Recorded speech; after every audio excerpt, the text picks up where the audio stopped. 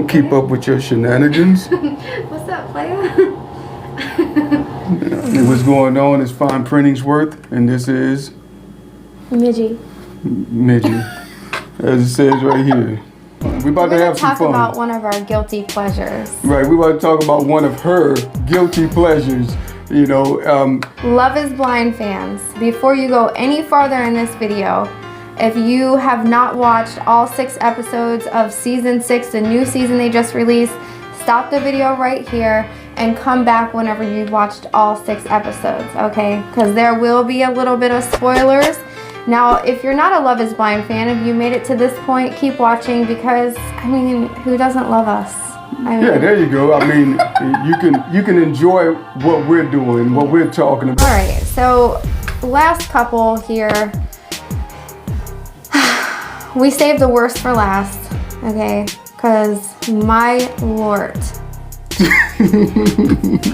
I cannot even believe this. Okay, so let's talk about Machine Gun Kelly and Megan Fox.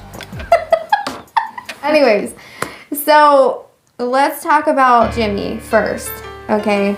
He comes off as like this sweet, southern, charming, blonde hair, blue eyes, like typical, probably played sports in school. I don't know. And at first, when the show first, I was like, wow, you know what? I really like him for, you know, on this show. It seems like he's genuine. He's had a lot of, you know, things in his past and his childhood that probably made him into like this, it seemed like, sentimental person that he was. So I'm not even going to mention the other one yet because I think that it's also important to talk about his relationship with Jessica. Right. The one that he did not pick. Okay. Yep. And you know what? I'm glad that he didn't because homegirl dodged a bullet. Yeah, she definitely did. She's just great. I really, really loved her on the show. First of all, she's beautiful. Very real. Yes, you know. Like super real. Doesn't let nothing slide, which I absolutely loved about her. Very sentimental, you know, she has a daughter. She didn't tell Jimmy at first because she's like, I am more than just a mom. I want him to get to know me first instead of me throwing it out there and then him not want to be with me just because I have a daughter. And I totally understand that. In this situation, I understand it. Now, if it was the real world and you're just meeting somebody, you got to bring up the kids, okay? Right. So they had a great connection, and it seemed like she was his only choice until she brought up the fact that she had a 10-year-old daughter.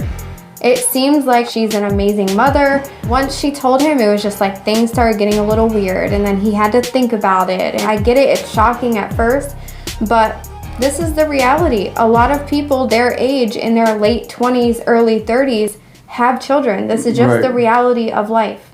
I would have not talked to him, like I wouldn't have had a relationship with him after that, but she continued to kind of try to work things out, and it was just like you could tell there was just always this distance, and she was giving way more of herself, way more of herself than he was. It's like once he found out about the kid thing, you know, if he was even going 100% to begin with, he just took it all the way down to like 50. He wasn't sure anymore. It was just real goofy. But also remember the thing about him saying that he's never been with anybody that was like so upfront, okay? And that's the thing with Jessica, was she was just like, this is what it is, okay? Like, I am me, this is who I am, this is what I expect, these are my needs, you know, whatever. And he like blatantly said that he's never been with anybody that didn't let him take the lead, okay? And it's not that she was trying to take the lead, but at the same time, I think when she put his feet to the fire, he just couldn't deal with it. And I think it's important to also say a person's background matters as well as far as to how they carry themselves. And her background, she's been through a lot. She's been through, what was it, foster care? Yep. You know, all of that, being adopted, all of that stuff. She had to deal with the feeling of not being loved and this and that. Like, she knows what it's like to feel like, am I not important enough? Now she's a woman, being a mother to her daughter, she wants to give her daughter all that love and let her daughter know without a benefit of a doubt, I am here for you, I love you, I care about you, I will protect you, I'll give you the world. You mean everything to me. Right. She cried multiple times when even mentioning her daughter because that's just how deep her connection with her daughter is. So she ain't got time to be playing around with people like Jimmy who don't know what they want. It kind of seemed like he started building the connection with Chelsea after Jessica told him about her daughter. So Chelsea, she's very pretty, but you could tell she's very insecure, has dealt with a lot of things relationship-wise. She mentioned multiple times about being in relationships where she wasn't told that she was loved or pretty. So homegirl is struggling with I'm trying to see, did she say she got cheated on a lot too? Yeah, cheated on a lot. This show is probably not the right show for her.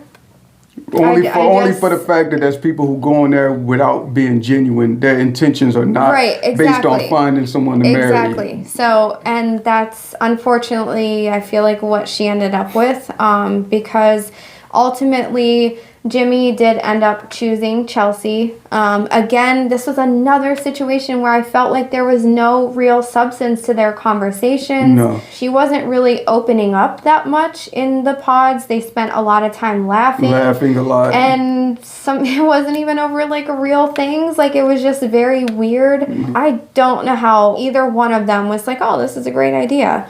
I don't remember if it was Jimmy or Chelsea that asked, have you ever been told you look like a celebrity? I don't know who brought that up. Chelsea had mentioned that she has been told several times that she looks like Megan Fox, but she clearly said, I don't see it though. Even though, like you said, when we were watching it, if you give her a middle part and part her hair down the middle, give her dark hair, I can see the resemblance. I can see why people would say that they can be cousins or sisters or something like that. She has the light eyes. But to say that there's zero resemblance, I think people are just being goofy, but I think they're just being mean. But she definitely said, I don't see it, but this is what I was told. Rather than saying, this is who I look like, and so if you want to know what I look like, just picture this person, and now you got an idea. Right. No, she wasn't going about it like that. She just was saying, this is what I was told. Right. I respect that. I've already been seeing a lot of stuff on the internet about it, talking about her in very nasty ways, saying, that she does not look like Megan Fox. If you have the audacity, number one, to sit on the internet and make fun of people and call people ugly, you really need to check yourself, because that is just absolutely crazy that you would fix your little fingers to type things like this on the internet. To intentionally type something hurtful somebody, to somebody. You cannot be happy in your own life if you are able to do things like that. You want to say something to somebody that you don't know nothing about them, they've done nothing to you, and you want to break them down. They would never say the things that they say online to somebody's face. They just feel safe to type it, and it's like... The worst part is it's like somebody you don't even know. Don't even know them. Would probably never meet them ever in your life. Them. Like, that is just so crazy. Just grown people. Yeah, it's goofy. Grown people doing things like this. I just don't like it. No. So anyways, that's my little rant on that situation. I feel bad for the girl. I really do, because she put herself out there, the little bit that she could give, said yes to an engagement, and immediately when the doors opened, it was like Jimmy's face was just, oh crap. Right. You could immediately tell he was expecting Megan Fox to walk down that aisle, and that's not what happened. He immediately jumps into constantly saying over and over, like, I don't care what you look like, and I love you for you, and he keeps saying it over and over. The more that he kept saying it, it reminded me of that saying, like, a lion doesn't need to tell you that he's a lion. He just is, right? A person doesn't have to consistently remind you that they're a good person. They just are. And in this situation, I feel like he doesn't need to keep reminding her that he doesn't care what she looks like if he didn't care what she looked like. Right. But it was every time that the camera panned to his face when she wasn't looking, it was just, he just looked like I can't believe this is my life right now. Weird. He was definitely not physically attracted to her in the way that he was expecting to be.